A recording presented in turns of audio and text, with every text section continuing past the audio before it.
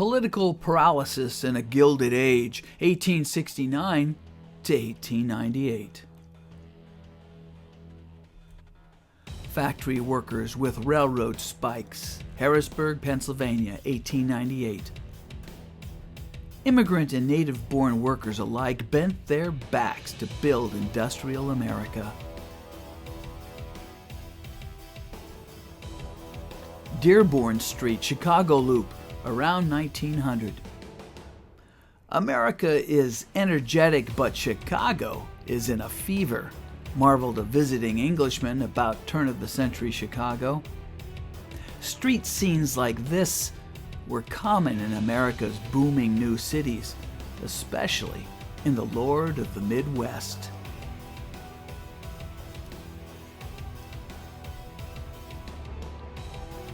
Ulysses Grant was a good general.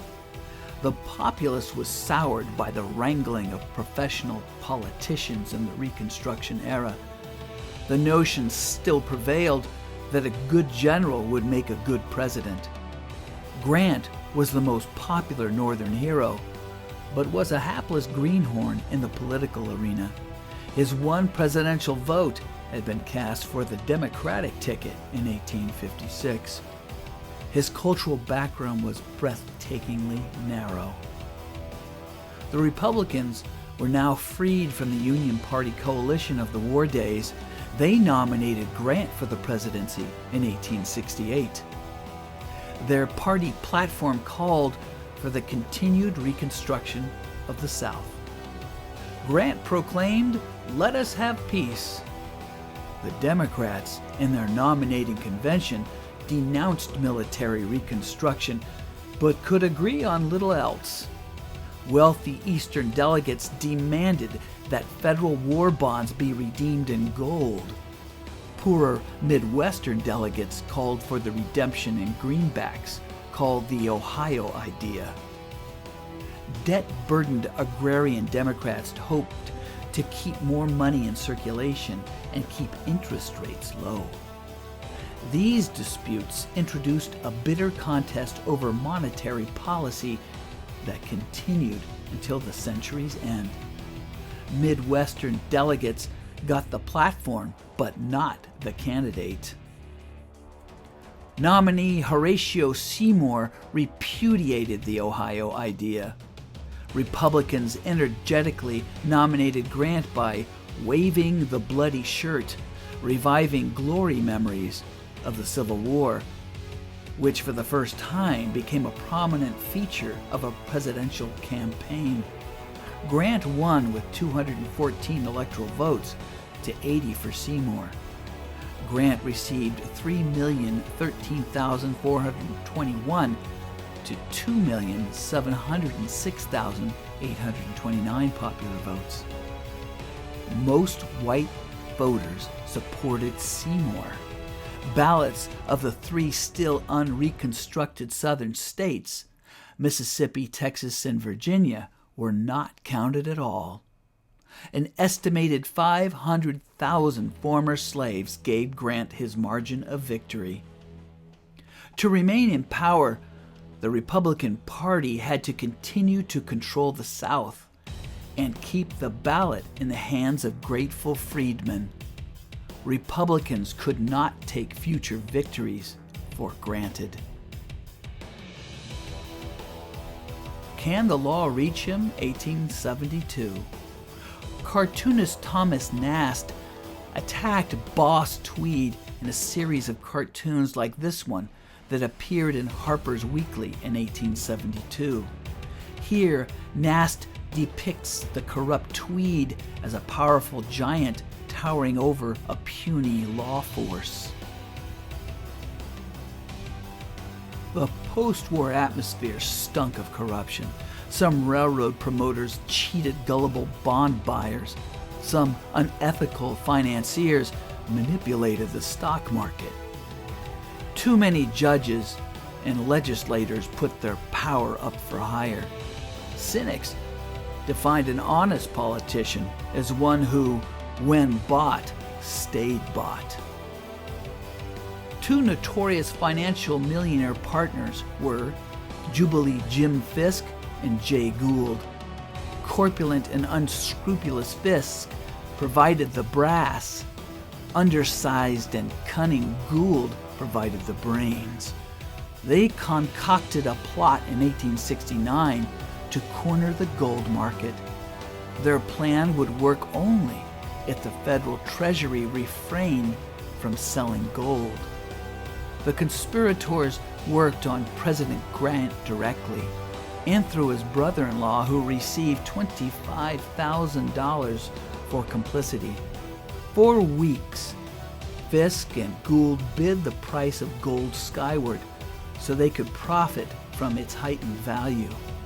On Black Friday, September 24, 1889, the bubble broke when the Treasury was compelled to release gold. The price of gold plunged. Scores of honest business people were driven to the wall. A congressional probe concluded that Grant had done nothing crooked, but had acted stupidly. The infamous Tweed ring displayed the ethics of the age. Boss Tweed employed bribery, graft, and fraudulent elections to milk the New York metropolis of $200 million. Honest citizens were cowed into silence. Protesters found their tax assessments raised. Tweed's luck finally ran out when the New York Times published a damning evidence in 1871. They had refused a $5 million bribe not to publish it. Gifted cartoonist Thomas Nast pilloried Tweed mercilessly. New York attorney Samuel J. Tilden headed the prosecution. Unbailed and unwept, Tweed died behind bars. There were misdeeds of federal government leaders. In the Credit Mobilier scandal in 1872, Union Pacific Railroad insiders formed the Credit Mobilier Construction Company.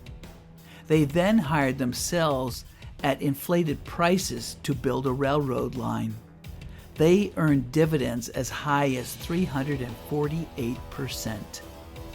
The construction company distributed shares of its valuable stock to key congressmen. The newspaper expose and congressional investigation led to a formal censure of 2 congressmen. There was a revelation that the vice president accepted payments from Credit Mobilier. The breath of scandal in Washington reeked of alcohol. In 1874 to 1875, the whiskey ring robbed the Treasury of millions in excise tax revenue. Grant's own private secretary was among the culprits. Grant volunteered a written statement to the jury that helped exonerate the thief. Secretary of War William Belknap, 1876, was forced to resign after pocketing bribes from suppliers to Indian reservations. Grant accepted his resignation with great regret. The liberal Republican Party slogan, "Turn the Rascals Out," urged the purification of Washington and an end to military reconstruction. They muffed the chants when at the Cincinnati Convention they nominated erratic Horace Greeley, editor of the New York Tribune. He was dogmatic, emotional, petulant, and notoriously unsound in his political judgments. The Democrats endorsed Greeley's candidacy. He had blasted them as traitors, slave shippers, saloon keepers, horse thieves, and idiots. He pleased them when he pleaded for clasping hands across the bloody chasm. Republicans dutifully renominated Grant.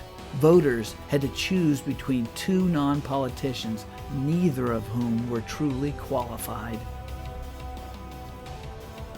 Can Greeley and the Democrats swallow each other? 1872. This cartoon by Thomas Nast is a Republican jibe at the forced alliance between these former foes. General William Tecumseh Sherman wrote from Paris to his brother, I feel amazed to see the turn things have taken. Grant, who never was a Republican, is your candidate, and Greeley, who never was a Democrat, but quite the reverse, is a Democratic candidate. In the election of 1872, Republicans denounced Greeley as an atheist, a communist, a free lover, a vegetarian, and co-signer of Jefferson Davis's bail bond. Democrats derided Grant as an ignoramus, a drunkard, and a swindler. Republicans chanting, "Grant us another term," pulled the president through. The electoral count, 286 for Grant to 66 for Greeley. Panic of 1873.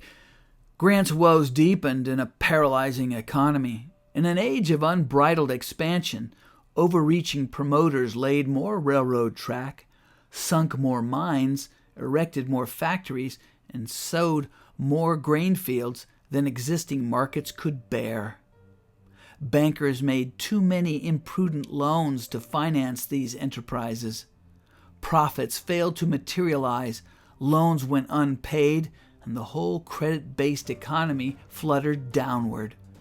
Boom times became gloom times as more than 15,000 businesses went bankrupt. Black Americans were hit hard. The Freedmen's Saving and Trust Company had made unsecured loans to several companies that went under. Black depositors, who had entrusted over $7 million to banks, lost their savings. Black economic development and black confidence in savings institutions went down with it. Hard times inflicted the worst punishment on debtors. Proponents of inflation breathed new life into the issue of greenbacks. Agrarian and debtor groups, cheap money supporters, clamored for the reissuance of greenbacks. Hard money advocates carried the day. In 1874, they persuaded Grant to veto a bill to print more paper money. They scored another victory in the Resumption Act of 1875, which pledged the government to further withdraw greenbacks from circulation and to the redemption of all paper currency in gold at face value beginning in 1879. Debtors looked for relief in the precious metal silver. In the 1870s, the Treasury maintained an ounce of silver was worth only 1/16 as compared to an ounce of gold. Silver miners then stopped offering silver to the federal mints. Congress dropped the coinage of silver dollars in 1873. With new silver discoveries in the late 1870s, production shot up, which forced silver prices to drop.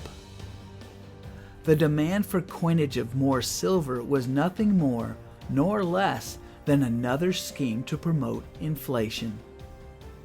Hard money Republicans resisted the scheme and called on Grant to hold the line. He did not disappoint them. The Treasury accumulated gold stocks until the day of resumption of metallic money payments. Coupled with the reduction of greenbacks, this policy, called contraction, had a noticeable deflationary effect, worsening the impact of the Depression. The new policy restored the government's credit rating when it brought the embattled greenbacks up to full face value. When Redemption Day came in 1879, few greenback holders bothered to exchange the lighter and more convenient bills for gold. The Republican hard money policy had a political backlash. In 1874, it helped elect a Democratic House of Representatives. In 1878, it spawned the Greenback Labor Party, which polled over 1 million votes and elected 14 members of Congress. But the contest over monetary policy was far from over. The Gilded Age was a sarcastic name given to the 3-decade-long post-Civil War era by Mark Twain in 1873. Every presidential election was a squeaker. The majority party in the House switched 6 times in 7 sessions between 1869 and 1871. Few significant economic issues separated the major parties, yet elections were ferociously competitive. Nearly 80% of those eligible voted. How can the paradox of political consensus and partisan fervor be explained? Sharp ethnic and cultural differences in the membership of the two parties. There were also distinctions of style and tone, especially in religious sentiment. Republicans adhered to creeds that traced their lineage to Puritanism, with strict codes of personal morality. They believed government should play a role in regulating both economic and the moral affairs of society.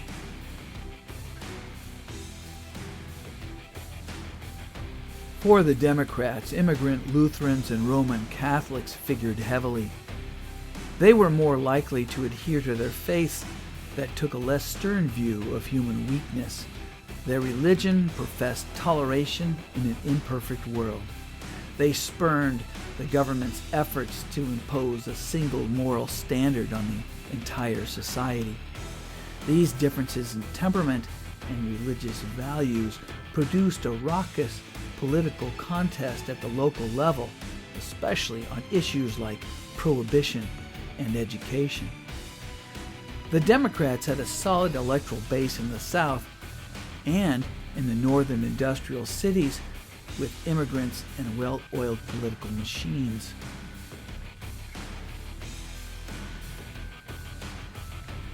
The Republicans had strength largely in the Midwest and in the rural small town Northeast, as well as the freedmen in the South who continued to vote Republican in significant numbers.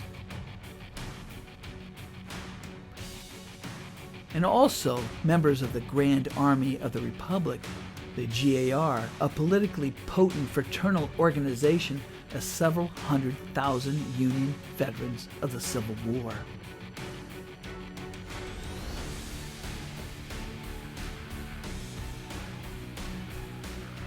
Patronage was the lifeblood of both parties. It provided jobs for votes, kickbacks, and party service. Boisterous infighting over patronage beset the Republican Party in the 1870s and 1880s. Lord Roscoe Conkling, embraced the time-honored system of civil service jobs for votes. So-called half-breeds wanted some civil service reform. Their champion was James G. Blaine of Maine. These two personalities succeeded only in stalemating each other and deadlocking the party. The political legacy of the Civil War. Union veterans of the Civil War supported the Republican candidate Rutherford B. Hayes in 1876. The Grand Army of the Republic, GAR, the Union Veterans Organization, voted heavily for the GOP, Grand Old Party, in the post-Civil War years. Grant thought about a third term, but the House of Representatives derailed this by 233-18 when it passed a resolution on the anti-dictator implications of a two-term tradition. The Republicans turned to the compromise candidate Rutherford B. Hayes, the great unknown. His foremost qualification was that he hailed from the swing state of Ohio, where he served 3 terms as governor. The Democratic nominee was Samuel J. Tilden, who had risen to fame by jailing Boss Tweed in New York. 185 electoral votes were needed, but Tilden got 184, with 20 disputed votes in 4 states, 3 of them in the South.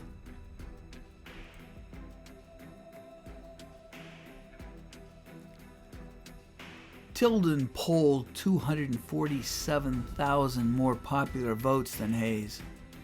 Both parties sent visiting statesmen to contest Louisiana, South Carolina, and Florida.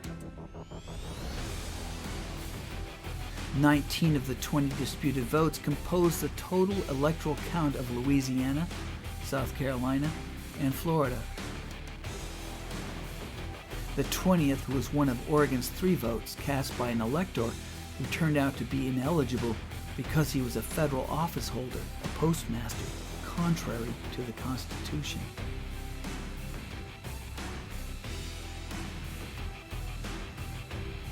The disputed states all set 2 sets of returns, one Democratic and one Republican. This set up a dramatic constitutional crisis. The Constitution merely specified that the electoral returns from the states be sent to Congress. Then, in the presence of the House and Senate, they be opened by the President of the Senate. But who should count them? On this point, the Constitution was silent. If the votes were counted by the President of the Senate, a Republican, Republican returns would be selected. If counted by the Speaker of the House, a Democrat, Democratic returns would be chosen. How could the impasse be resolved?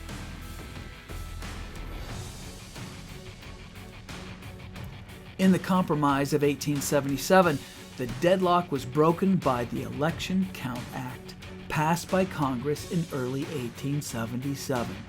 It set up an electoral commission of 15 men selected from the Senate, House, and Supreme Court. In February of 1877, a month before Inauguration Day, the Senate and the House met to settle the dispute. The roll of states was told off alphabetically.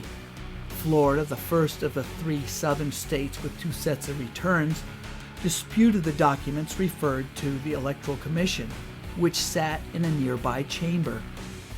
After a prolonged discussion, members, by a partisan vote of 8 Republicans to 7 Democrats, voted to accept the Republican returns. Outraged Democrats in Congress, smelling defeat, undertook to launch a filibuster.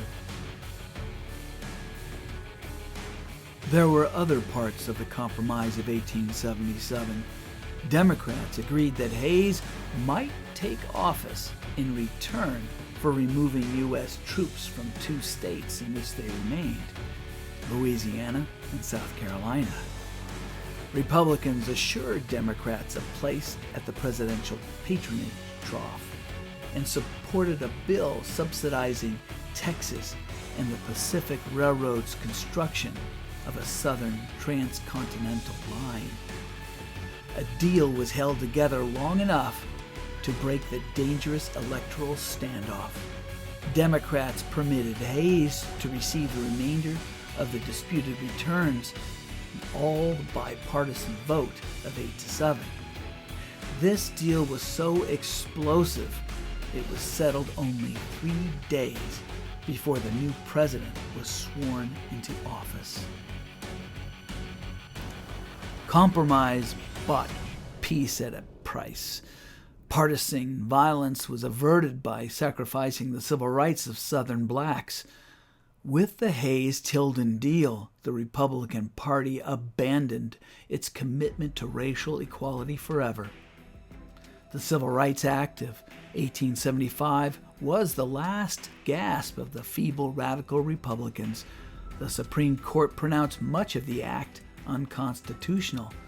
In the civil rights cases of 1883, the court declared that the 14th Amendment prohibited only government violation of civil rights, not the denial of civil rights by individuals. When President Hayes withdrew federal troops that were propping up the Reconstruction governments, Republican regimes collapsed. The end of Reconstruction, 1877. President Hayes's let 'em alone policy replaces the carpetbags and bayonets of the Grant administration, signifying the end of federal efforts to promote racial equality in the South until the second Reconstruction of the Civil Rights era, nearly a century later. The Democratic South solidified. It swiftly suppressed now friendless blacks. White Democrats, so-called redeemers relying on fraud and intimidation, reassumed political power. Blacks who tried to reassert their rights faced unemployment, eviction, and physical harm. Many blacks were forced into sharecropping and tenant farming. The crop lien system was established, where storekeepers extended credit to small farmers for food and supplies in return for a lien on their harvest. It meant farmers remained perpetually in debt. Southern blacks were condemned to a threadbare living under conditions scarcely better than slavery. Blacks were forced into systematic state-level legal codes of segregation known as Jim Crow laws. Southern states enacted literary requirements, voter registration laws, and poll taxes, and tolerated violent intimidation of black voters. A Southern plantation before and after the Civil War. The emancipation of blacks moved out of the slave quarters and into humble cabins dispersed around the plantation. The master had now become the landlord and the employer, and the slaves had become tenant farmers and sharecroppers. But were they better off? The Supreme Court validated the South's segregationist social order in Plessy v. Ferguson in 1896. It ruled separate but equal facilities was constitutional under the Equal Protection Clause of the 14th Amendment, but blacks were segregated into inferior schools and separated from whites in virtually all public facilities, including railroad cars, theaters, and restrooms. Southern whites dealt harshly with any black who dared to violate the South's racial code of conduct. A record number of blacks lynched in the 1890s, most often for the crime of asserting themselves as equals. It would take a second Reconstruction nearly a century later to redress racist imbalance of Southern society. Note the predominance of black lynchings after 1890. The worst year was 1892, when 161 blacks and 69 whites were lynched. The next worst was 1884, when 164 whites and 51 blacks were lynched. Jim Crow justice in 1893. A black man named Henry Smith was burned at the stake in Paris, Texas, for supposedly molesting a 4-year-old white girl. Hundreds of gawkers poured into the city from the surrounding country to watch the gruesome spectacle. Public executions like this one, or the more common lynching of black men, were aimed at intimidating African Americans into accepting second-class status in the Jim Crow South. Scenes of class struggle. Railroad workers faced particularly hard times, even though railroads continued to make huge profits. Workers struck when wages were going to be cut by 10%. President Hayes sent in federal troops to quell unrest by striking laborers. Failure of railroad strikes exposed the weakness of the labor movement. Federal courts, U.S. Army, state militias, and the local police helped keep business operating at full speed. Racial and ethnic issues fractured labor unity. Divisions were especially marked between the Irish and Chinese in California. The Chinese came originally to dig in the gold fields and to sledgehammer tracks of the transcontinental railroads. When the gold petered out and the tracks were laid, many returned home to China with meager savings. Those who remained faced extraordinary hardships, menial jobs as cooks, laundrymen, and domestic servants. Without women or families, they were deprived of the means to assimilate. In San Francisco, Dennis Kearney incited followers to the violent abuse of the hapless Chinese. The Chinese Exclusion Act of 1882 prohibited nearly all further immigration from China. The doors stayed shut until 1943. The first blow of the Chinese Question, 1877. Caucasian workers, seething with economic anxiety and ethnic prejudice, savagely mistreated the Chinese in California in the 1870s.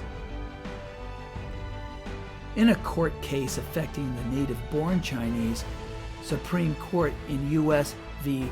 Wong Kim Ark in 1898 stated that the 14th Amendment guaranteed citizenship to all persons born in the United States.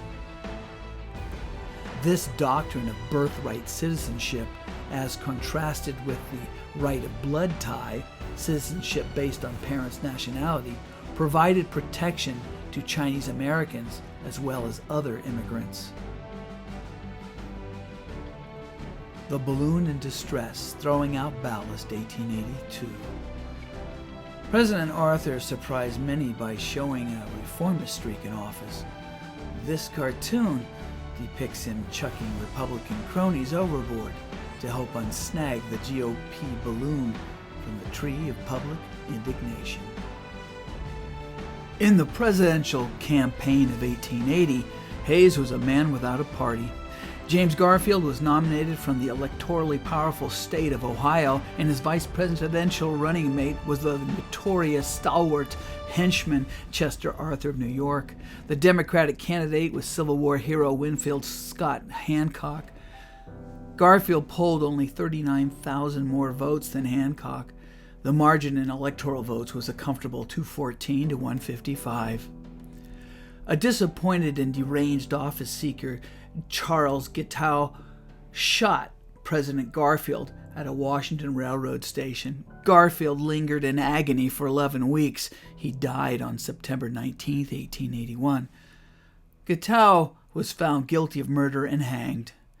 Garfield's murder had one positive outcome. It shocked politicians into reforming the shameful spoils system. The unlikely instrument of reform was Chester Arthur, who signed the Pendleton Act of 1883. It was the Magna Carta of civil service reform. It made compulsory campaign contributions from federal employees illegal and established the Civil Service Commission to make appointments to federal jobs on the basis of competitive examinations rather than pull. At first, it covered only 10% of federal jobs, but civil service did rein in most of the blatant abuses. Plum federal jobs were now beyond reach, and politicians were forced to look elsewhere for money, the mother's milk of politics. They increasingly turned to big corporations. A new breed of boss emerged. Civil service employment. The proportion of federal jobs that are classified or subject to rigid civil service laws and competitive requirements has greatly increased since Arthur's presidency. The total number of civil service jobs has remained relatively stable since the 1950s, even as the government has expanded in size and budget. The decline in classified civil service jobs in recent decades reflects the changes mandated by the Postal Reorganization Act of 1971, which moved U.S. Postal Service employees from competitive to accepted service. Accepted jobs are not subject to rigid civil service laws passed by Congress. The Pendleton Act partially divorced politics from patronage and helped drive politicians into marriages of convenience with big business. President Arthur's display of integrity offended too many powerful Republicans. His party turned him out to pasture. In 1886, he died of a cerebral hemorrhage. James G. Blaine's persistence in seeking the Republican nomination paid off in 1884. He was the clear choice of the convention in Chicago. Some reformers, unable to swallow Blaine, bolted to the Democrats, called mugwumps. The Democrats turned to the reformer Grover Cleveland. He went from mayor of Buffalo to the governorship of New York and presidential nomination in 3 years.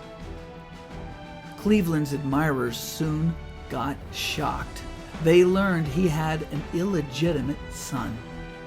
Although he made a financial provision for the son, the campaign of 1884 sank to perhaps the lowest level in the American experience.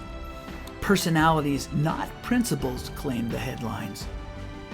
The contest hinged on the state of New York, where Blaine blundered badly in the closing days of the campaign. The Republican clergy called the Democrats the party of rum, Romanism, and rebellion, thereby insulting the culture, faith, and patriotism of New York's Irish-American voters. Blaine refused to repudiate the phrase. The New York Irish vote gave the presidency to Cleveland. Cleveland swept the solid South and squeaked into office with 219 to 182 electoral votes. I Want My Pa, a malicious anti-Cleveland cartoon.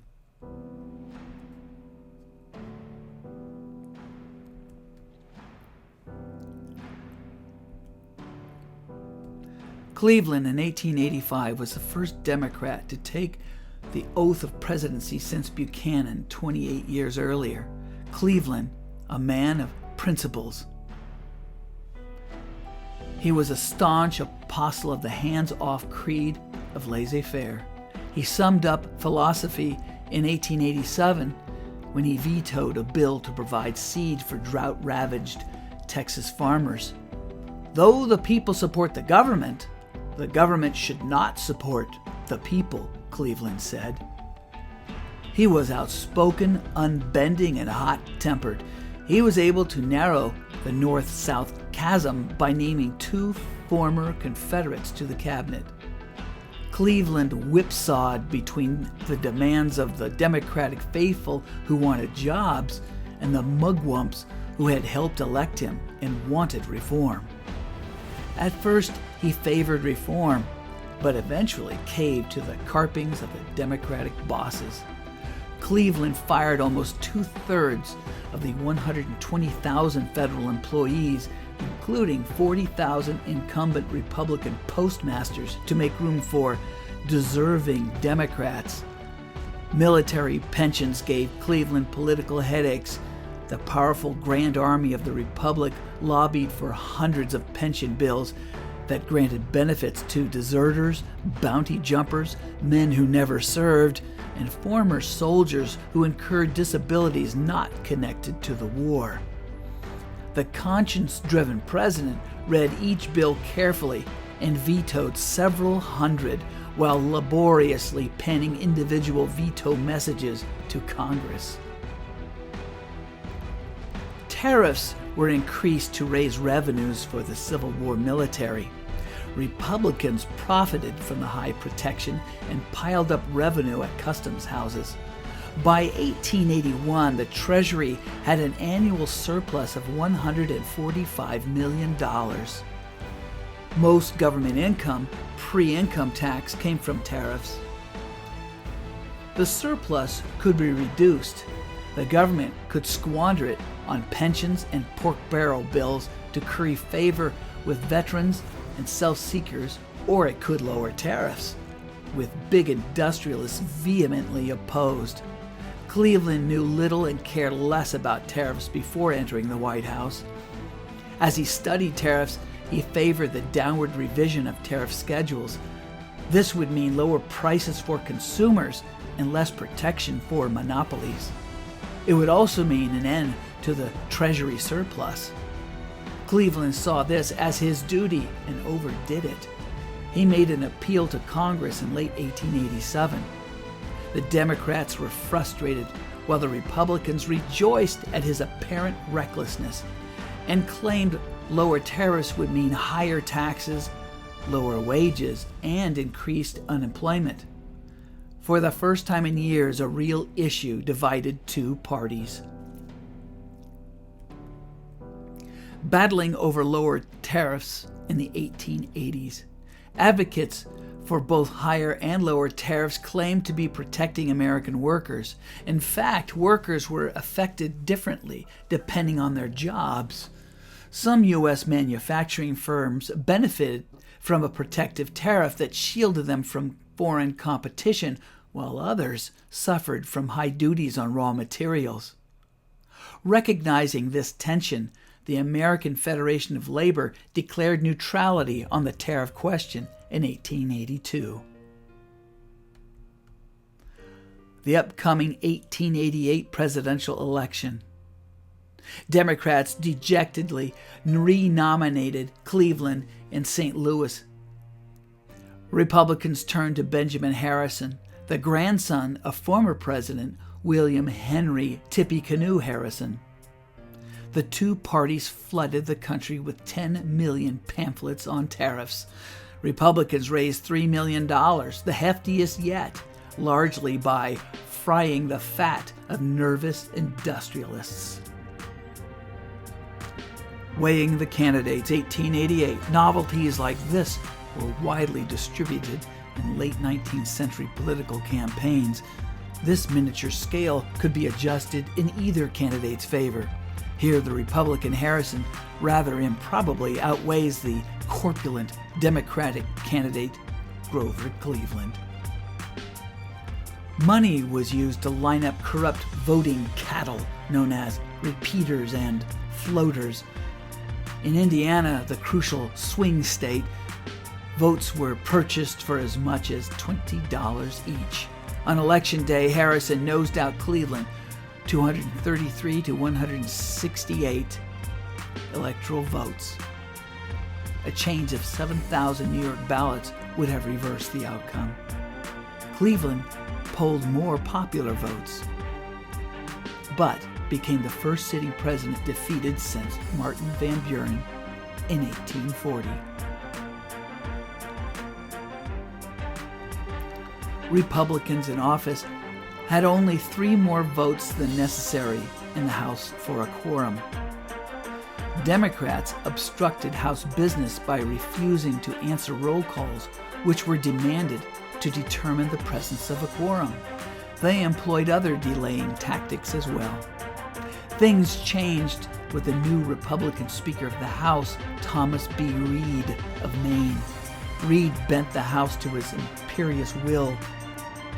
He counted as present Democrats who had not answered roll and who, rule book in hand, denied they were legally there. By such tactics, Czar Reed dominated the billion-dollar Congress, the first to appropriate that sum. The Congress showered pensions on Civil War veterans, increased government purchases of silver, and passed the McKinley Tariff Act of 1890, which boosted rates to the highest peacetime level, an average of 48.4% on dutiable goods. Thomas B. Reed of Maine, Republican Speaker of the House, 1890. Sometimes referred to as Czar Reed, he served as Speaker for 6 years, dramatically increasing the power of the office in line with his dictum that the best system is to have one party govern and the other party watch.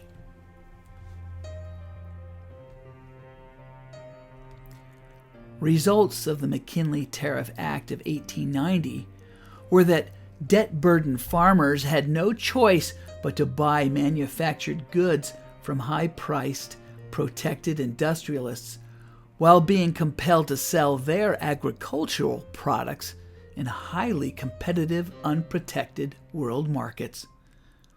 Mounting discontent against the tariff caused many rural voters to rise in anger.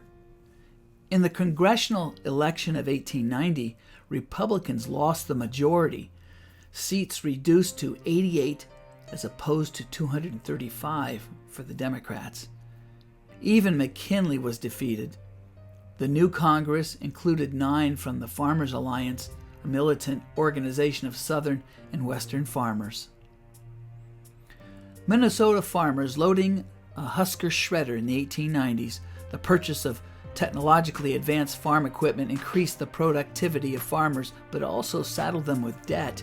Many sought debt relief in the 1890s by clamoring for inflationary schemes, including the monetization of silver. The People's Party, or Populists, were rooted in the Farmers Alliance. They met in Omaha in 1892. Their platform denounced the prolific womb of governmental injustice and demanded inflation through free and unlimited coinage of silver, 16 ounces of silver to 1 ounce of gold. They called for a graduated income tax, a government ownership of the railroads and the telegraph, direct election of U.S. senators, a one-term limit on the presidency, and the adoption of the initiative and referendum to allow citizens to shape legislation directly. A shorter workday and immigration restrictions. The Populists uproariously nominated Greenbacker General James Weaver. The Homestead Strike, 1892. At Andrew Carnegie's Homestead steel plant near Pittsburgh, officials called in 300 armed Pinkerton detectives to crush the strike by the steelworkers over pay cuts. Strikers forced Pinkerton assailants to surrender after a vicious battle that left 10 dead and 60 wounded. After the troops entered, however, the Union was broken. Populists had a remarkable showing in the presidential election. They achieved over 1 million popular votes and 22 electoral votes for Weaver, one of a few third parties to win electoral votes. They fell far short of electoral majority. Populists' votes came from only 6 Midwestern and Western states. Only 4, Kansas, Colorado, Idaho, and Nevada, fell completely into the populist basket. The Kansas legislature, 1893. Rifle-bearing populists seized the Kansas Capitol after the election of 1892 to make good their claim that they had won at the polls. Republicans disagreed and eventually prevailed when sergeants at arms shown here restored order. The South was unwilling to support the new party. 1 million black farmers organized the Colored Farmers National Alliance. They shared many complaints with poor white farmers. Populist leaders reached out to the black community. They stressed common economic problems. Black leaders, disillusioned with the Republican Party, responded. Populist leader Tom Watson of Georgia began his public career promoting interracial political cooperation, though he sometimes despaired that many poor white farmers preferred to hug the chains of wretchedness rather than do any experimenting on the race question. Watson himself eventually succumbed to racism. In 1913, he proclaimed that the Negro has no comprehension of virtue, honesty, truth, gratitude, and principle.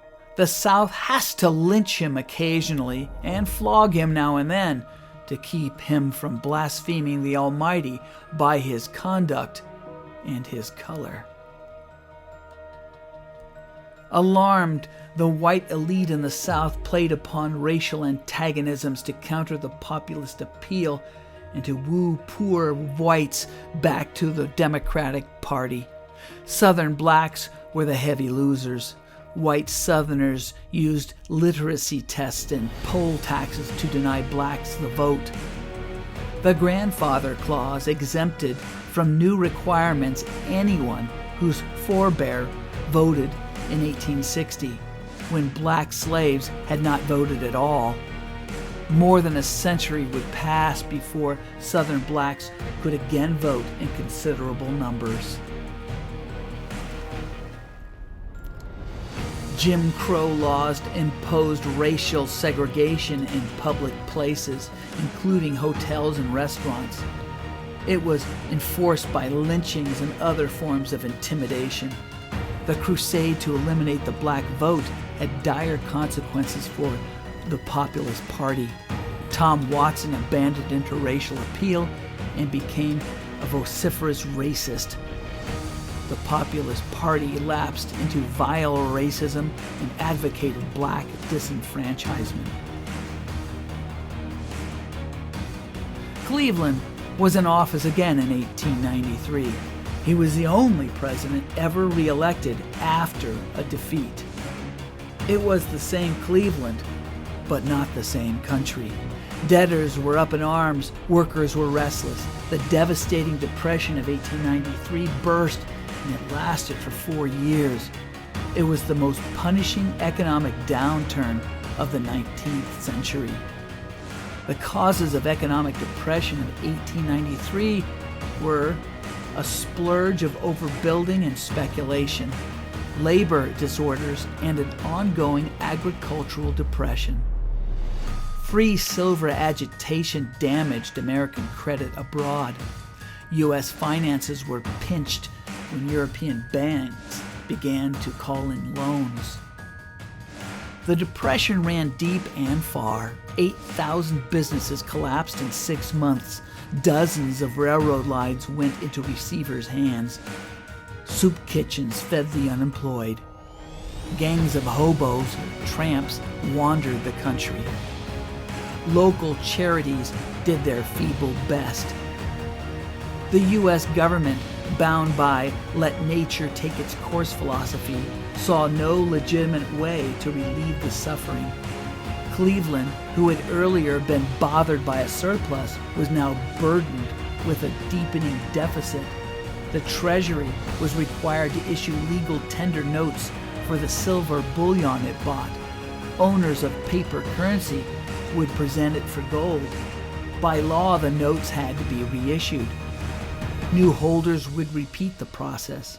This drained gold in an endless chain operation. The gold reserve in the Treasury dropped below 100 million. Cleveland sought the repeal of the Sherman Silver Purchase Act of 1890. To do so, he summoned Congress into a special session. While this was happening, Cleveland developed a malignant growth in his mouth and had it removed with extreme secrecy. The repeal of the Sherman Silver Purchase Act only partially stopped the drain of gold from the Treasury.